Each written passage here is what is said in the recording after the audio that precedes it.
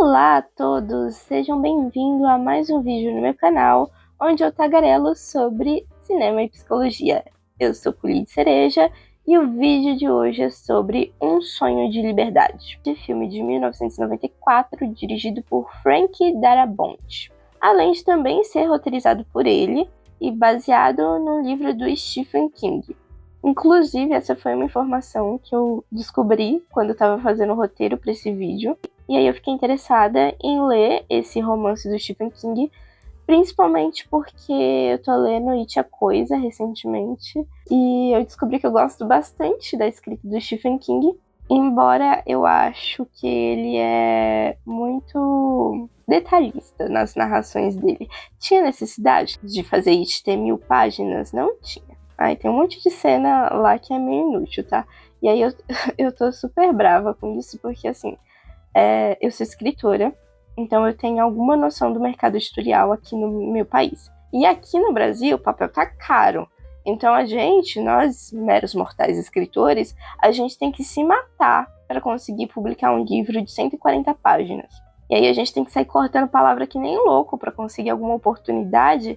E aí me vem Stephen King com um livro de 1000 páginas. É inacreditável. Inclusive, eu vou fazer um vídeo de Tia Coisa. Então tá, Um Sonho de Liberdade. Vamos falar principalmente sobre psicologia institucional, usando Goffman e Deleuze e Guattari como base.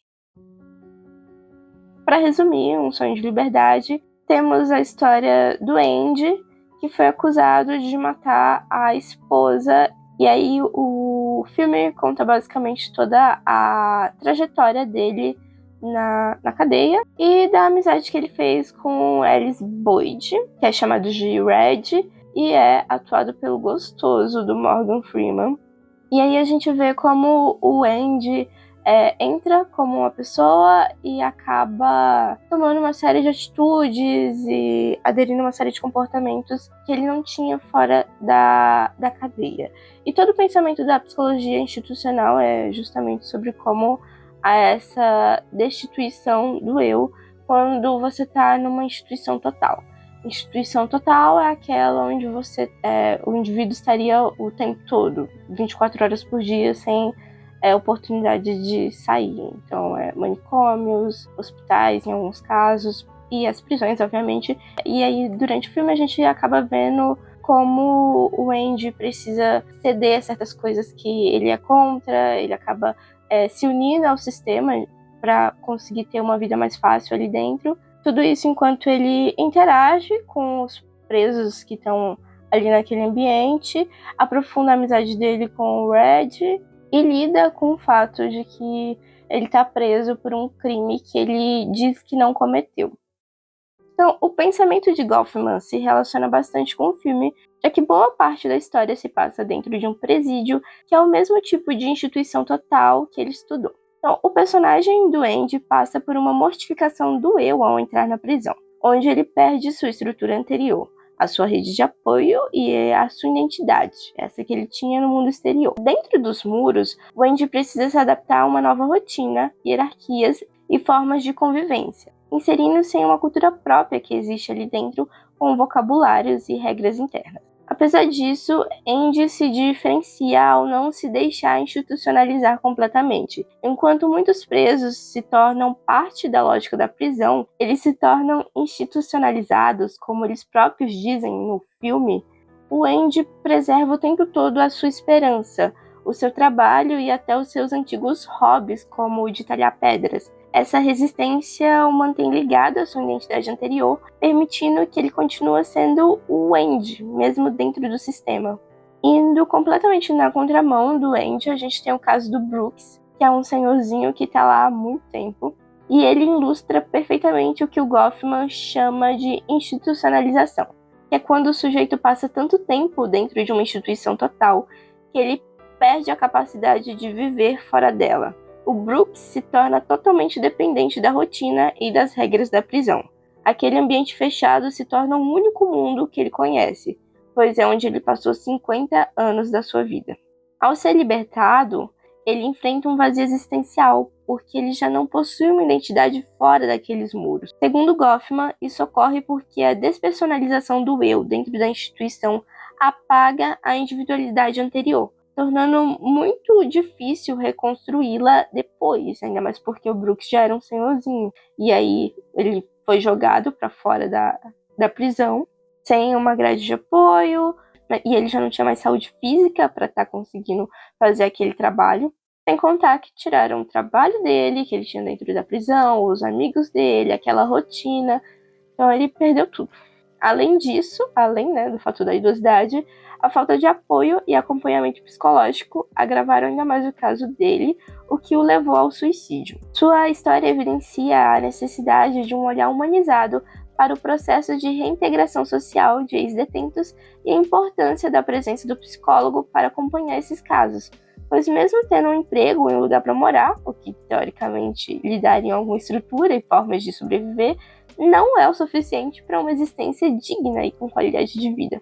Segundo Goffman, o filme também mostra claramente a presença de uma equipe dirigente dentro da prisão, responsável por manter a ordem e o controle dos detentos. Há uma hierarquização tanto entre os guardas quanto entre os próprios presos, refletindo a estrutura de poder descrita pelo autor. Alguns internos, como Andy, conquistam certos privilégios por prestarem serviços aos dirigentes. No caso, o Andy era muito bom com contabilidade.